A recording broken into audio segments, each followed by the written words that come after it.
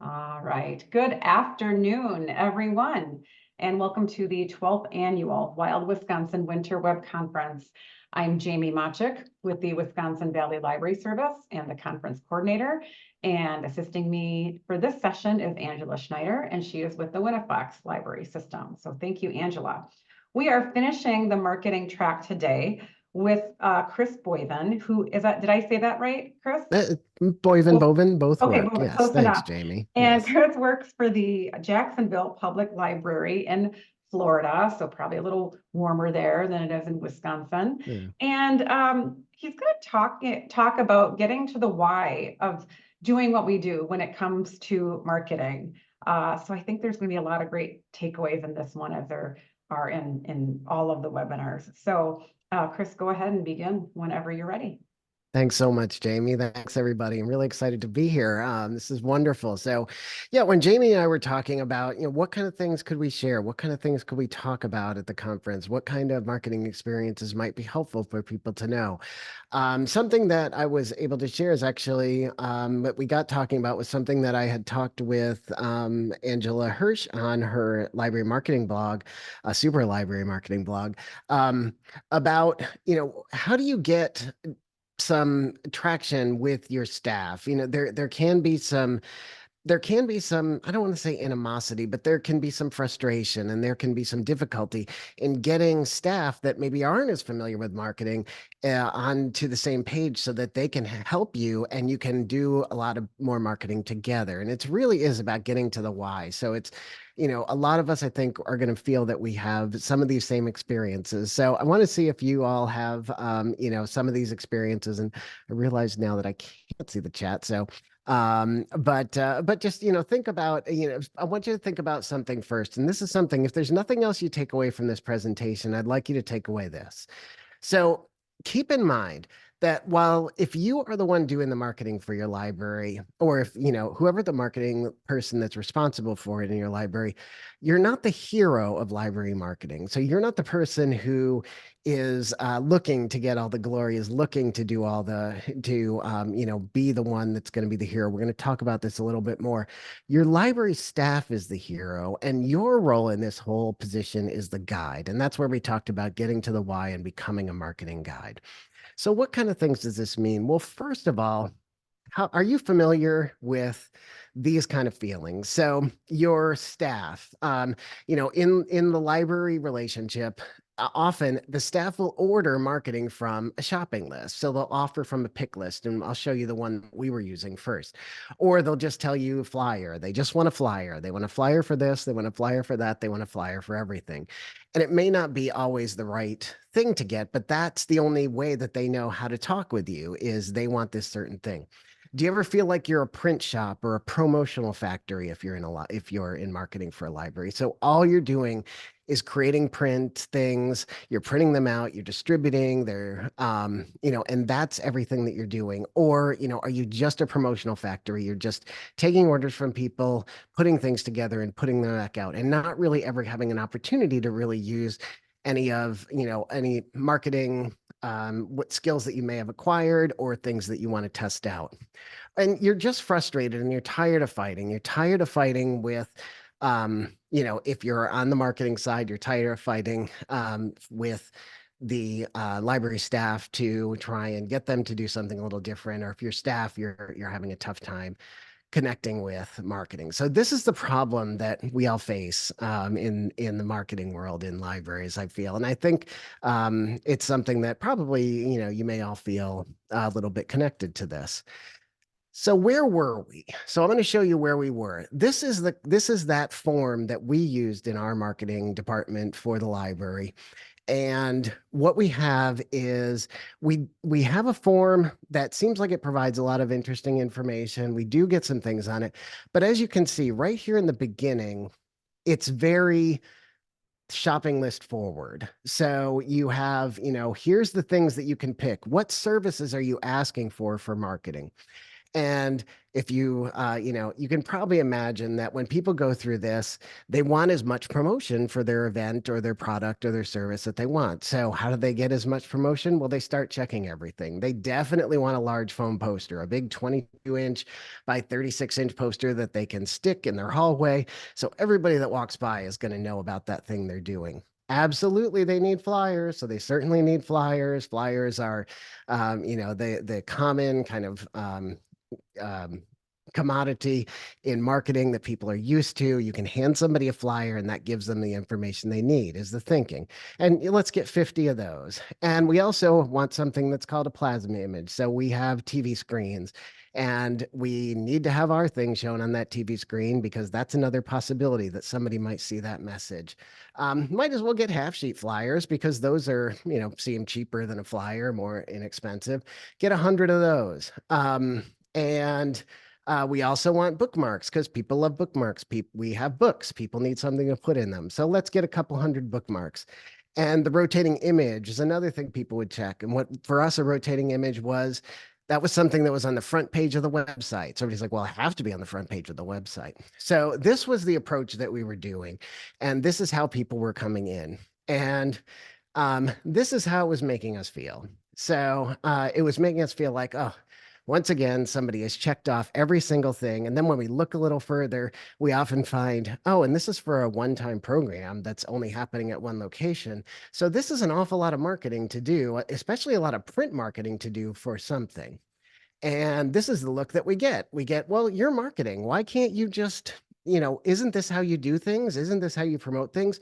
Your job is to help us promote things and help us to push it out there in the world. So we need to tell people about this great program. So we realized that we needed a better framework. We realized we needed something that was going to help us get in front of the conversation and talk about marketing differently and give our customers, our internal customers, something to use in a little different way so that they can provide us with different information. So they're not just starting with expectations about what kind of marketing material they need because your library staff doesn't they don't they're not the marketing people.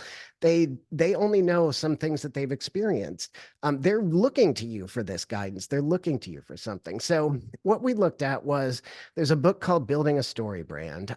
This is a book by Donald Miller. It's an excellent book, whether you're in marketing or a marketing library marketing enthusiast. I highly, highly recommend that you look into checking out this book. It's a quick read.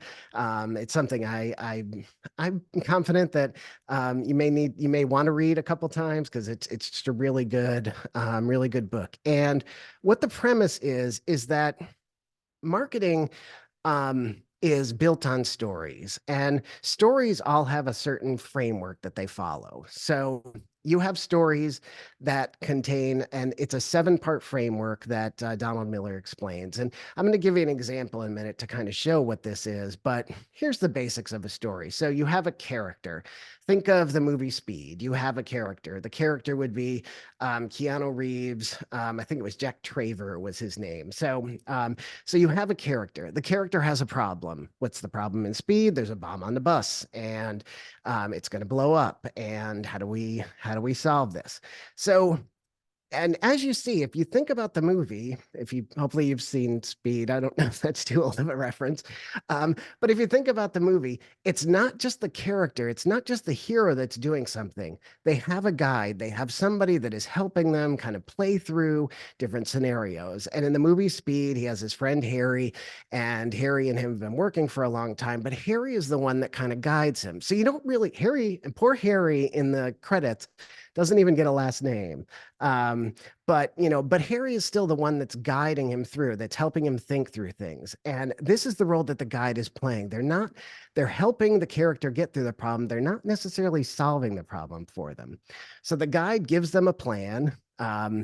So there's a lot of different plans in the movie Speed, but there's a lot of things about using cameras and using some different things to kind of fool the bad guy, and so they don't know what's going on the bus.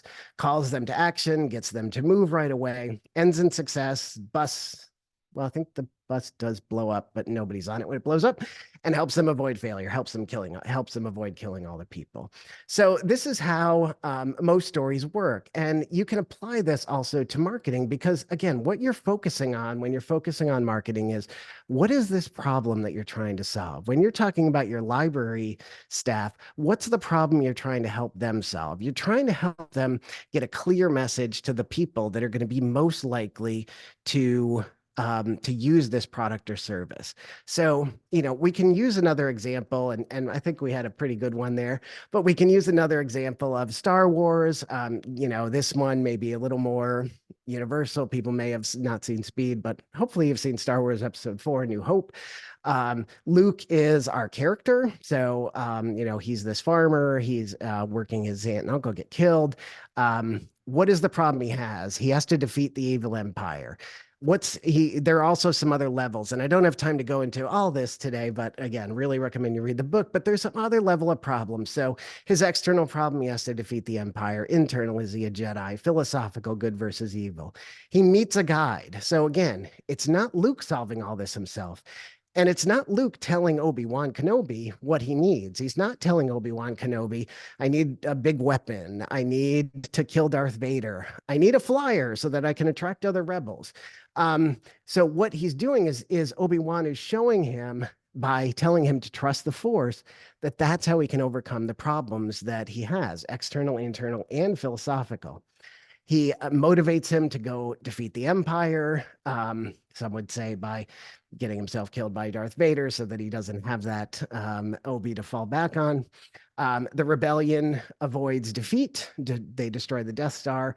They avoid the failure of the rebellion being crushed. So if you can see, there's a couple examples. And if we focus just on this character, guide, and problem, I think, that's where we started to see that we could be that guide for people, for our library staff to help them get some better things. So what you're doing with as becoming the guide, you're identifying the problems and you're uncovering the why. Now here, I'm just going to pause for a second just to talk a little bit about our library system, just to give you a little more context for what we're about to talk to. So we are 21 locations, Jacksonville Public Library. Our service area population is all of Duval County. It's about 1 million people. We have 150,000 active card holders. We have 660,000 total card holders. The staff is about 450 employees, and I have a marketing department of 7 people.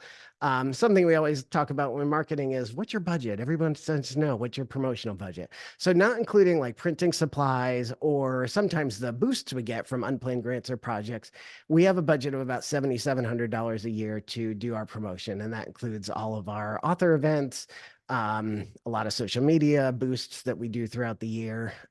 So that's where our promotional budget is. So, about 450 employees. So what we did is we went to a meeting, because of the size of our library, we couldn't have a meeting with all employees, but we went to a meeting with the supervisors. And so this is what I'm recommending that you do if you have the opportunity to talk to supervisors about how you can have this guide-hero relationship.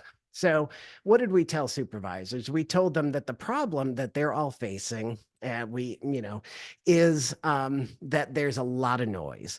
So people are seeing thousands of messages every day. People see about, I think it's been estimated, between 4,000 and 10,000 messages or ads every day. And it can everything from on your phone to billboards to television. People are seeing thousands and thousands of things all day. So their problem is, how do they get through? How do they get through this noise with the message that they want? You can't just put more noise in front of people. And that's what we're doing if we are just printing tons and tons of different types of marketing, all with the same message, sometimes with a very obtuse message. And we're just hoping that somebody is the right person who sees it. And so that's not what's going to be as effective. So we talk to them about, having to learn what the customer problems are. We have to target our messages. So we empathize with them to say, we know that you're having this problem. We're having this problem too. And let's talk about how we can target those messages. So one of the methods that never came up in that in that form that we used before is email marketing. Now, we've learned over the years, and hopefully you all have too, that email marketing is super powerful. Email marketing is just the best way that you can really get to somebody to tell them about something that they wanted you to tell them about. So we show them email marketing. So here's a specific email. This was a recent one of our lit chat, or actually one of our writers labs. So we have an author come in and they help people with writing. So here's what happens with this email, and this is how we help them understand how powerful email can be and how useful an email can be. So, we have a big call to action. So, it's not something, I mean, you can have calls to action on a flyer, but here you have a button right down at the bottom of the email that says register now. So people can register right away. They're not having to take something and go back to a computer. They're not having to go and make some other decision. They can register right away because it comes right into their email box. Our open rate for this particular email is 48.7%. It's a little bit higher than our normal email open rate, but it's not much higher. And I'll tell you why we've gotten such great email open rates recently in another couple slides. 16,000 of these messages were sent. So that means, about 8,000 people opened this email. And the attendance for this particular one, this almost sold out the day we sent out the email. So, and this was really the primary way that we were promoting this program. When we start, we usually promote it with an email from one of our email lists that people have asked for this kind of stuff. So, so 40 people did end up attending, which was max, and there was a wait list of 44. So when you see this kind of thing, you can see that email can be very, very effective. Email can be really powerful. And it's a way that people, don't always consider. People always think about, what are they seeing? What's the visual? But they're not always seeing an email because it goes to somebody's email box. The other data that we get, so we use Savannah. You may all be familiar with Savannah from Orange Boy. And we can, again, show them some other things about email marketing and how it's very effective. What's the activity within 7 days after opening a message? This isn't for this particular message, but this is for this particular message. So, so within 7 days of people opening this message, this is all the activity that they had. So if you're trying to drive people to use your library, email is a very effective way to both send out a message and to measure that message. And the other thing that we showed them is what's the email re-engagement. Now, this is relatively small, but you're talking about here people that in the orange, people that have not used the library for at least 3 months and up to 12 months. They haven't done anything. So email can help you re-engage people. And this, again, is really fast after this email went out. That event was just Saturday. So, and actually this email went out a little before that, but still, and then these ones in the blue, these are people that haven't used the library in more than a year. So if you want to talk about how you can engage your customers, email can be an effective way, again, not just to do it, but also to measure and test and see how things are successful. So by showing these people, by showing the people that we work with these things about email, we can tell them how we can target them. And the way that we really specifically targeted people is we created these 2 sets of email lists. So this is how we can get the message to the right people who wanted this information at the right time. We created Library U and Library Academy. Library U is basically all of our adult programs. So are you part of Jack Stacks, which is our annual reading challenge? Do you want to get messages about Life Lit, which are like gardening and different kinds of programs that are a little bit off the path of what you might traditionally think of as a library? Do you want to be part of book club list? Do you want to know about lit chats, which are all of our author talks? And that also would include writers labs, screening rooms or movies, small business and side hustles. So we have one for Library Academy, which is little learners, junior scholars, and teen think tank. So that's early childhood, school age, and teen. So we created all of these email lists so that people can sign up for these email lists, and that way they're getting the message, just the message that they want. So we're moving this conversation away from, just kind of a poke and hope, sort of put everything out there message and trying to get people into some other things. And this is how we help get our staff on board. We tell them how this is going to make things easier for them. So what kind of action do we call them to? We tell them just to make sure you're always getting people's email addresses. Make sure that if we have email addresses on their accounts already, make sure that they're up to date. Make sure that they have the current email, because as you know, some people might not use a certain email for a long time. They may want to use a different email. If we don't have an email, get one from them. And the other thing is recommend that they sign up for a Library U or Library Academy email list, which are prominent on our homepage. So this is one approach that we did to try and get people into, oh, here's a different method of marketing that I may not have really thought of. Now, another one that we talked about is marketing the digital library. So I don't know if you have this feeling or this situation, but if you have digital library products at your library, so, we have LinkedIn Learning, Libby, Hoopla, Canopy, and Flipster. And really these three center ones, as maybe many of you, are the ones that people are wanting to promote the most. Now, what we usually get from people is they want something that is very specific to one of these digital marketing services. And we know that there can be some changes that happen in those things. I mean, Libby, Overdrive changed to Libby, all the marketing changed, the logo changed, the way that people would get access to the materials changed. And Canopy was something we didn't have that we got. So printing up a lot of these, a lot of materials that have real specific things like marketing the digital library on them that would have really specific logos. It became a real challenge, and it became a real frustration, because this is something we would get requests for over and over and over again. Now, when I'm going to show you what we did for this, and I will say that we're not totally against print. We do print stuff, but when we print things, we're trying to print things that have a longer shelf life, and we're trying to continue to drive people back to, to our website where we can control more of the information. So this is the other thing that we showed them. We said, we know that you want these things to help market the digital library, but what we're going to do is, and we talked to some people in public service about what were some of the things that people were experiencing and why might some people be using these products. We want to talk about those problems like we talked about with StoryBrand that customers have. And we want to look at these problems, and we want to say, how are these products solving your problems? So here's the approach that we took, and it is printed bookmarks. But again, there's no logo for a different brand. There's no logo for, Hoopla. You don't have to spend time explaining Hoopla, what's Hoopla? Libby, what is Libby?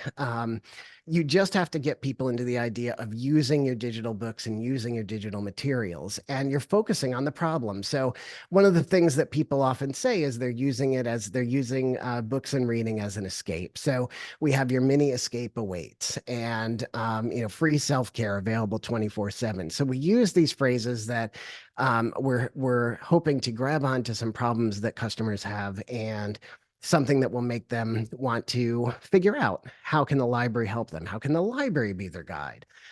Just like we're being the guide for our library customers. We have another one, keep up with bestsellers, because we know that that's something that people are really interested in. They want to know what bestsellers there are, and they want to be able to keep up with them wherever they are. So keep up with bestsellers was popular. Relax with streaming apps, because a lot of people like to relax. A lot of people think of the library as a very relaxing thing.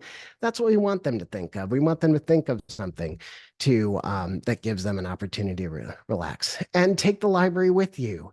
This is something that helps you get the library wherever you are. You don't have to be tied to a certain location. You don't even have to come into a library. You can use the digital library wherever you are, and it's just by the virtue of the technology that you have available. And give your children the world. So we use this one a lot. We want to get parents to get the idea that they can give their children access to so much great material all through the digital library. And then all we have on the back of the bookmark, we do have a QR code. So we give them that option to scan. And what we're asking people to do is scan this QR code, and that will help you explore what the digital library is. It lands them on our library page that has all the things about the digital library. And that way they can, we can change that. So if we get a new service, if somebody changes their message, if they change their name, this way we can put it all on the library's website. And that way we're not relying on bookmarks that maybe, oh no, now we have to throw away all these bookmarks, or this is not important. And all this information is very easy to digest. So it's not something that people need to spend a lot of time thinking. And it's not even something that a library staff member needs to spend a lot of time explaining to somebody. It's really clear and concise. We didn't use too many words on the back of the bookmark. It just tells people what to do. And then this second QR code on here is for people to get a digital library card, because people can just get a library card online. They don't have to go to a library location.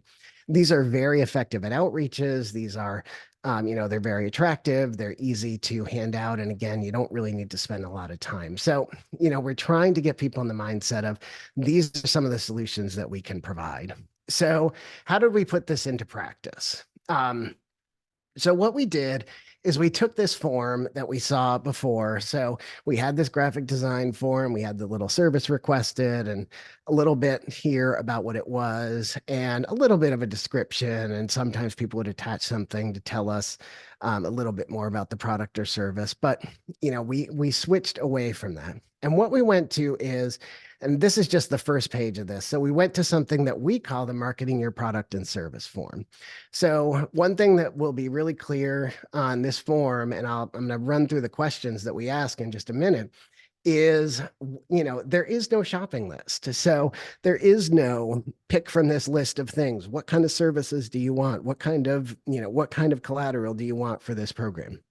It's not something we're asking people, because we want to really know what's the why behind the program. What kind of things are important for your customers to know? What kind of things do you know that we, the marketing department, couldn't possibly know?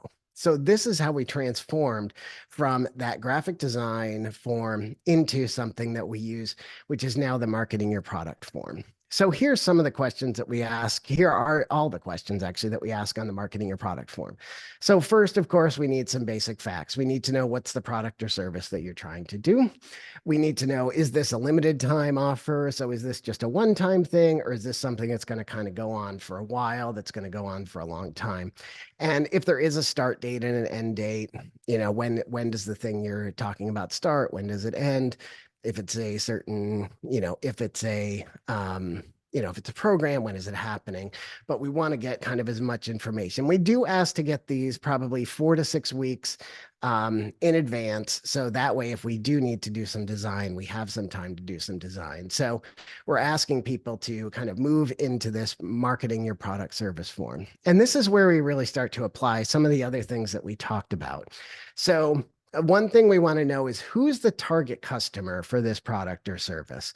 Now, we know that not everybody is going to always be thinking in terms of target customer, but we try and describe a little bit more about what that target customer means. So we ask people, we want them to be descriptive.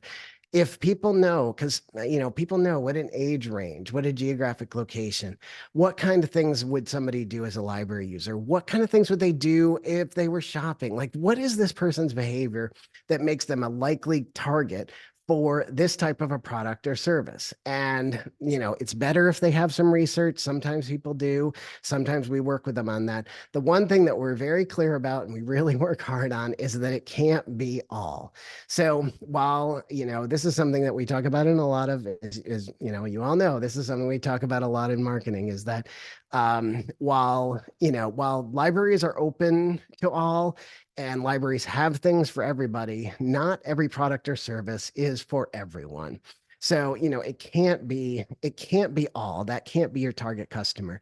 And that certainly is one that we get, a lot of feedback and sometimes some pushback on that. Well, but I think this person, if they just knew about it, they might want to use it. And yes, we know that there are certain things that everybody can use, but of course, it's not something that we can do all the time.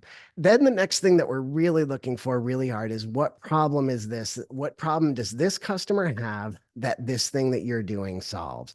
So is this something that helps them escape? Is it something that helps them get their child to have some more success in school? Are these people the kind of people that are be looking for a new job or starting a new side hustle or starting a business? What are those things that somebody would come into the library for, that they would use this? And even with our author talks, and even with things that that might be a little bit difficult, those are a lot of the things. A lot of people, is it something that somebody who wants to be a writer? Is it somebody who wants to learn more about other topics that they're not familiar with? So what kind of thing are you trying to get to that customer that this solves? And then what steps does a customer need to take to get this product or service? And a lot of times that doesn't really come into play. People don't really think about what steps somebody needs to take something. So, do they need to come to a library? Do they need to have a library card? Do they need to have certain access? Is it something that it's better if they have a laptop for? So what kind of things does a customer need to take to get this product or service? If you can do a little three-step process, like come to the library and check out, and the simple one would be somebody getting a book. So come to the library, go to the shelf, grab a book, and bring it up to the self-check and check it out. Is there some sort of a 1, 2, 3 step process that makes this really easy? And what I want to say is that, some of these things people are going to, when they first fill out this form, they're not going to know. And some of them, they're never really going to have a good grasp on without some help. But that's okay, because we're here to be their guide. We're not just taking this information and then whatever they give on this form, that's all they get. And then we go off and do the marketing. But we want to get them thinking about these things so that they're thinking more about what's the problem? Why is the customer using this? Who's the target customer? And they're not just thinking about what's the visual that they see? What's the thing that they want to put in front of somebody? And this really has helped the conversation a lot. How does a customer use this product or service? Is it digital? Is it physical? Is it something that they need to come and meet with other people? Or so what kind of ways is somebody going to use this product? So that's part of it. And then the other part of it is, and this maps back to our story brand methodology. So here you can see you have all these pieces from the first part. So who's the character? So who's the target customer? Because in this conversation, that is the hero. The customer, the target customer is the hero. It's not us. What problem are we trying to help them solve? What's the plan? What's the plan that you're going to give them to help them get this thing that they need? And how are you going to call them to action so that they can use this particular service? And then the last part of the marketing your product form gets into a little bit more, just to see if there's a little bit more data or a little bit more in there that people can use. So what data is there that drove this product or service to be created or relaunched, or the process that resulted in a decision to do this? We often find that there might be things that are created that there's not something that really drove this product or service. It was sometimes something somebody saw at another library and thought they might apply it here, which isn't the worst, but is there some data? Is there some reason? Is this something that a lot of people have asked for? Is it something that we're hearing in feedback from other programs that we're doing? Is it something that, there's been some other data that helps people know that, there's a little dip in this area. So we might need to put some new product or service in something to get people a little bit more used to the library. And then we ask them, based on their professional expertise, why is it important that the library provides this service to the target customers? Because we want to know, there's a lot of things we could do for people, but what is it that makes the library the right organization to provide this to the target customers? And then the last thing we want to know is, how are they going to measure success of the product or service? So what does success look like? And this can be anything from measuring the number of attendees, or measuring the number of people that use the product or service, or different kinds of feedback. So, again, and this maps to some of the other things in the story brand framework. So, you can avoid failure and end in success.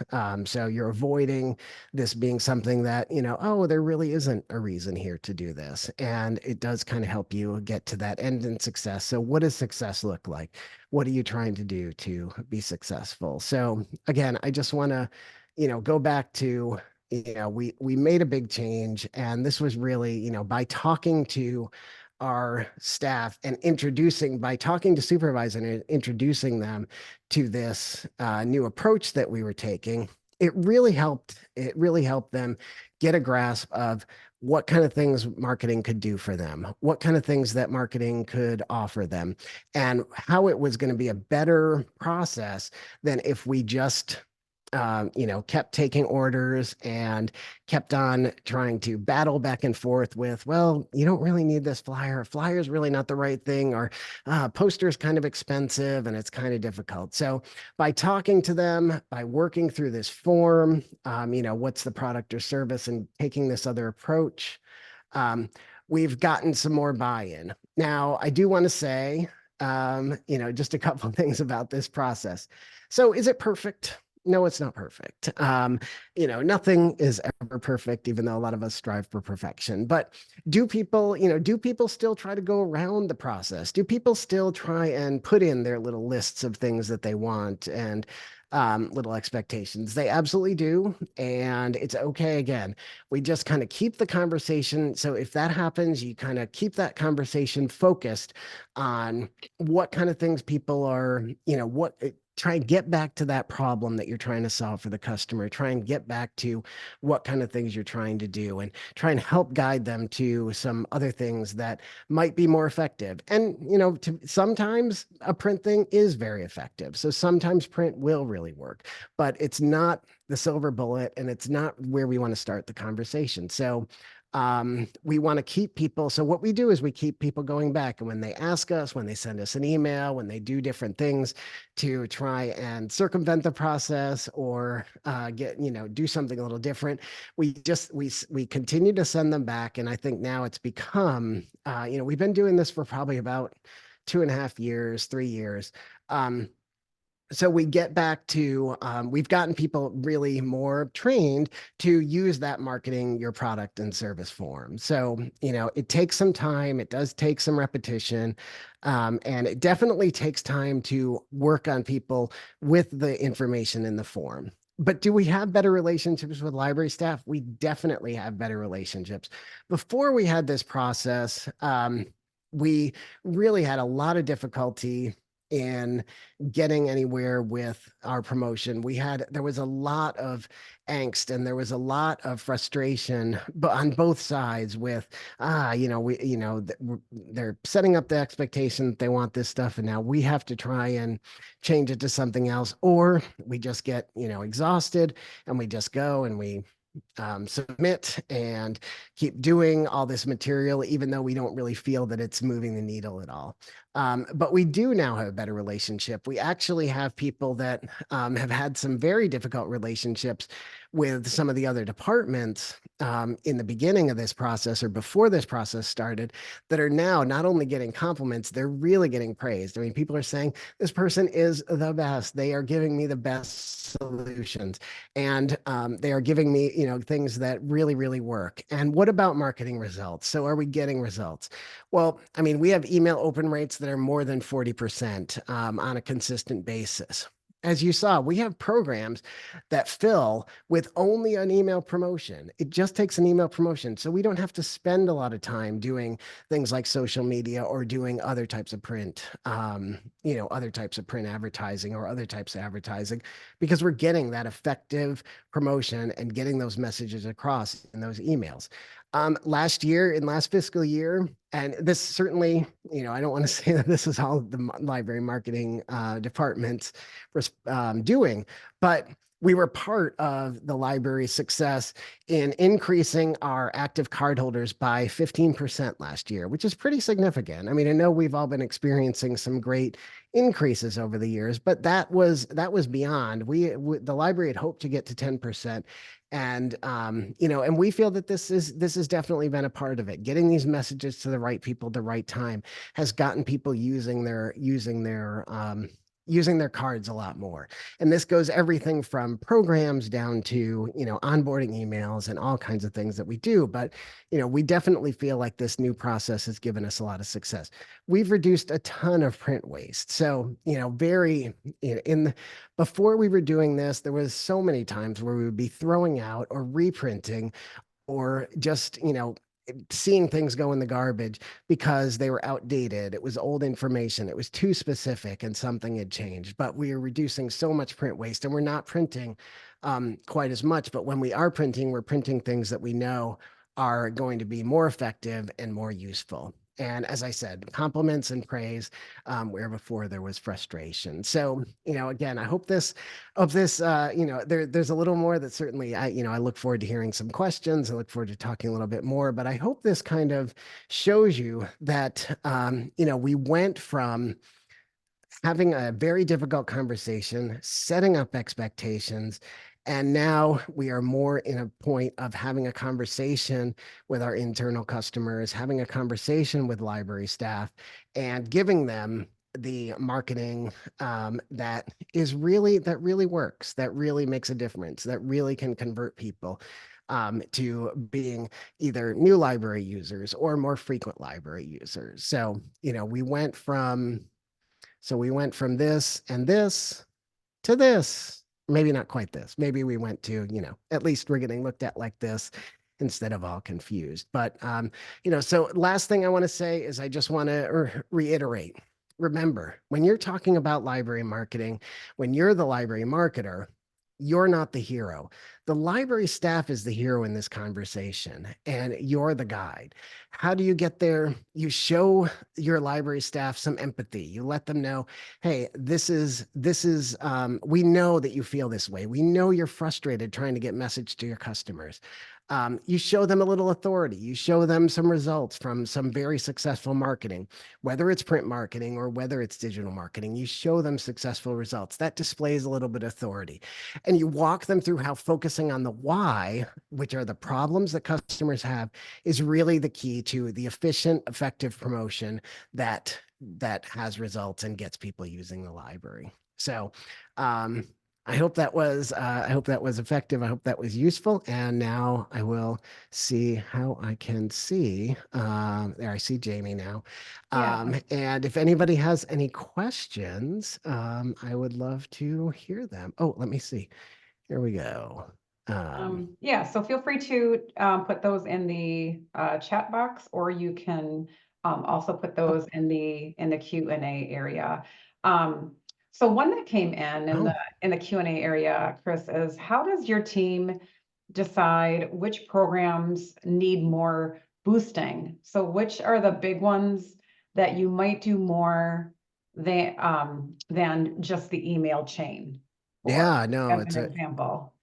yeah, that's a great question. Thanks, Kayla, for that question. Yeah, it's something that we certainly talk about a lot. So I wouldn't say that we have a formula for that, but there are definitely things that require more. So the way that we look at when something gets a little bit more of a boost is we look to see, is this something that is going to last a little bit longer? So sometimes if it's, a month long, or, we have some programs that we have some things like we have our Jack Stacks reading challenge that lasts for a year, and we want to get people constantly motivated.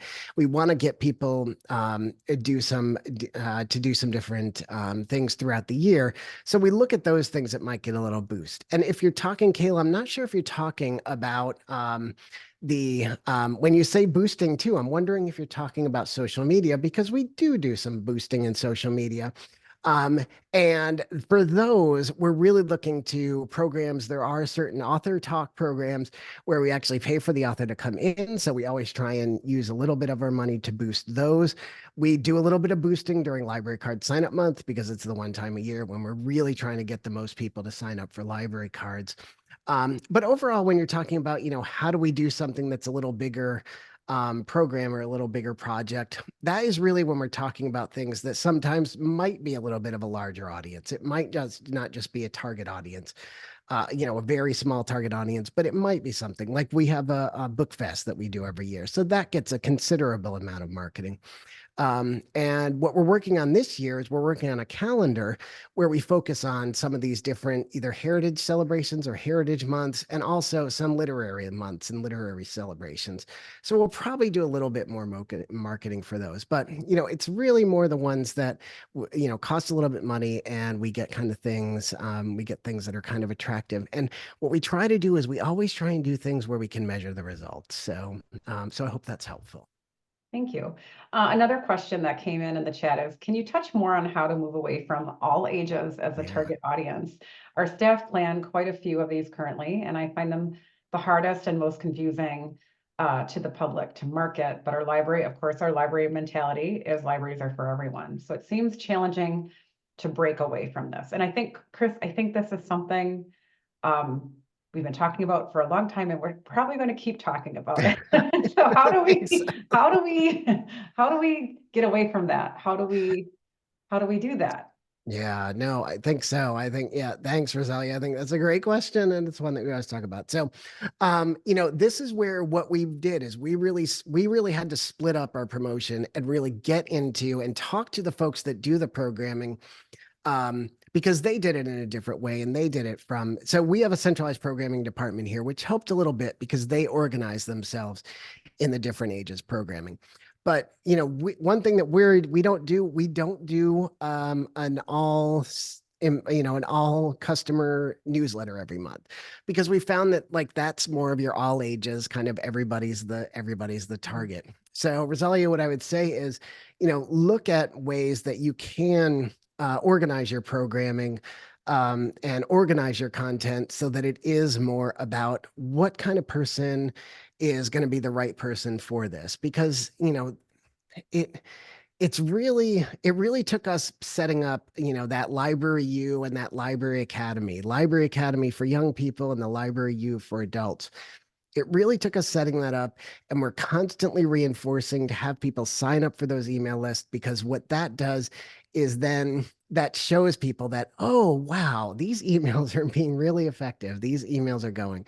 So I would say if you can get, a couple email lists going, and it takes a while. You may only, start with 20 or 30 people on those email lists, but stick to it. It can take 2 to 3 years to build a good email list. But I would say create some of those email lists that are for more targeted ages, and use those to promote just those programs that are for those ages, and kind of get away from that all marketing mentality. I hope that helps a little bit too. And I think getting away from that, if I could just add, I think getting away from that all marketing mentality, that takes time too. That's not probably something that's going to happen Yeah, overnight, right? I mean, it's been, I would say, probably 4 years to 5 years that we've been doing that. And of course, with a pandemic in the middle, which, we always are talking about pandemic now. But, despite that, actually, it was actually very, very helpful in the pandemic that we had some of that separation, because we already had some of those email lists started. So yes, you have to be patient with email marketing to get those lists going, but it the more you can get your customers opting into different types of things, then the more it's going to help you send those messages to different people. But yeah, it's hard to get away from people saying that this is for everybody. We're open to everyone. We're open to everybody, but not everything is for everybody. It doesn't mean that every product or program or service is for everybody. Well, the comparison I like to make is that, say you're hosting a book dating or book speed dating event for people in their 20s and 30s. So you're not Yep. going to target people in their 60 Right. plus. Exactly. And we have adult authors, and not that they're, foul mouth or anything. But we have adult authors, so we're not going to market those to kids, or we're not going to market those. We don't typically market those even to, using Savannah, we can see like parents who check out a lot of books for kids. So they're called bedtime stories. So we're not going to market those things to them. We're going to market to the people that really want that kind of experience. Now, it's not that they can't go, and it's not that they're never going to see the advertising, Yeah. but that's not our target audience. And I think you just need to keep on that mentality. Who's the person that's going to be most likely to use this? So, Yep. yeah. Another question is, in our library system, we have done a couple of billboard campaigns. Is there a good marketing strategy for billboard content outside of the library? Ooh, yeah, billboards are another thing. It's difficult to measure. We've done a couple of those. And Kelly, I don't know if you can, but when you did thanks for Sally. When you did billboards, are they just like static billboards or are they digital billboards? Because we've done some digital billboard campaigns. We did find that they are interesting to do. They were a little bit expensive. And we only really use those for the time that I've been here. Static billboards, cheaper than digital. Yeah. So, yeah, um, I think it can be tricky. We only use digital billboards for something that was, like I said, kind of time based. But we actually have used some static billboards for some other things in the past. And, I think with the marketing strategy for billboard content outside the library, you got to think you're getting a lot of eyes on these billboards.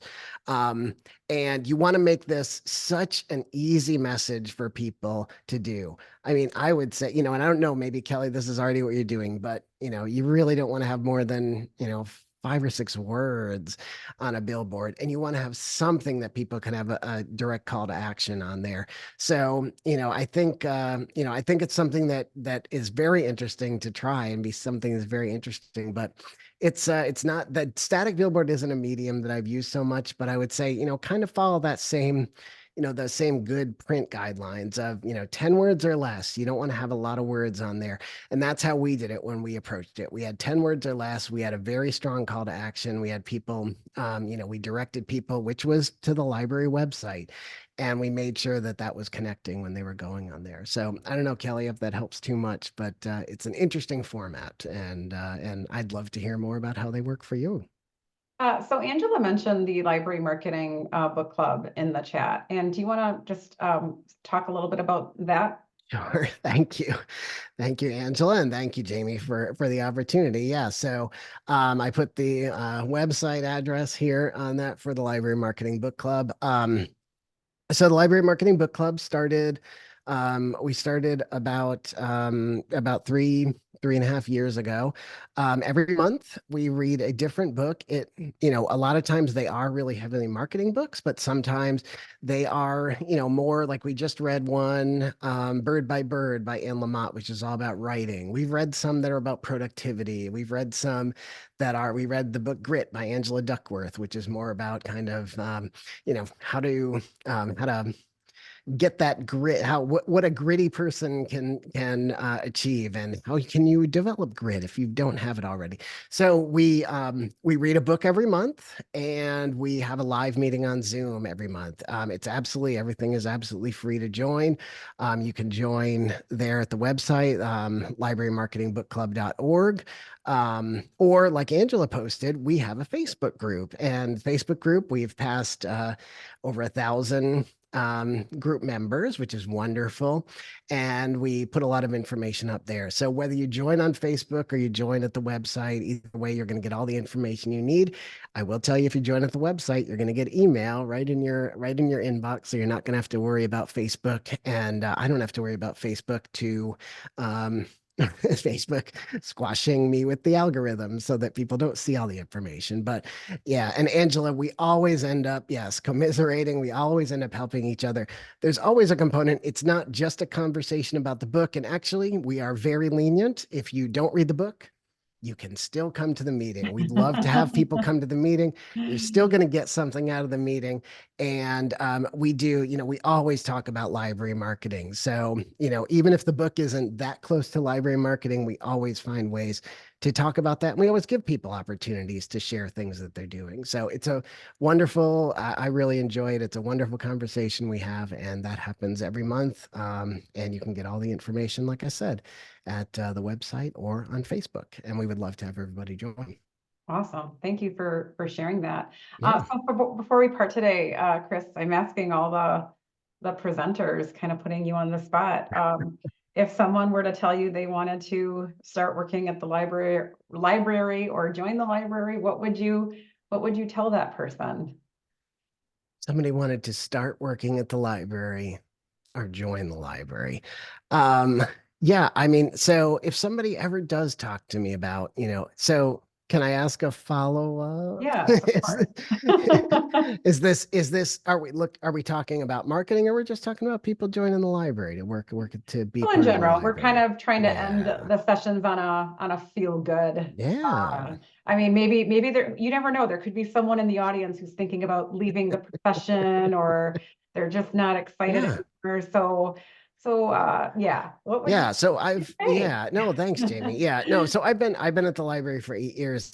I did not, I didn't start my career here, and I will say that I didn't expect necessarily to be here. But this is what I tell people when people talk about how, how is it working at the library? It is really, I just tell people that you feel so fortunate. It's so nice because libraries are a collection of members, and library is more of a membership organization than just a transactional organization. And the really interesting thing and the really fun thing about marketing and doing things and working at the library for the public is you don't have that transactional thing, but you are trying to find ways to solve a lot of people's problems. And it's very rewarding to see people that, whether you see people in the actual libraries themselves, or, we get tons of wonderful feedback from people who say, how valuable the library is to them.